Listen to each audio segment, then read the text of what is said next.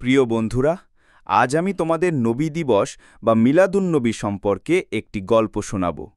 এই দিনটি আমাদের প্রিয় নবী হজরত মুহাম্মদ সাল্লাল্লাহু আলাইহি ওয়াসাল্লামের জন্মদিন।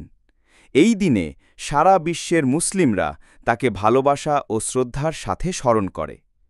অনেক অনেক বছর আগে আরবের মরুভূমিতে মক্কা শহর নামের একটি জায়গায় এক মহৎ ও দয়ালু মানুষ জন্মগ্রহণ করেছিলেন। তার নাম ছিল মোহাম্মদ। ছোটবেলা থেকেই তিনি ছিলেন খুব শান্ত ও সৎ। সবাই তাকে ভালোবাসত, কারণ তিনি কখনো মিথ্যা কথা বলতেন না এবং সবার সাথে ভালো ব্যবহার করতেন।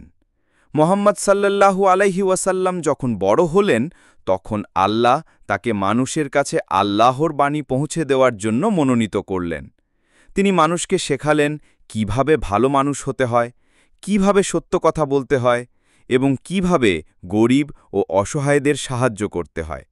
তিনি বললেন সবার সাথে দয়া ও ভালোবাসা দিয়ে কথা বলতে, কারণ আল্লাহ সবাইকে ভালোবাসেন।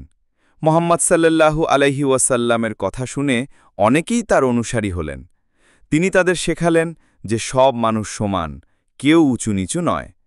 তার আদর্শ ছিল ভালোবাসা, ক্ষমা ও শান্তির।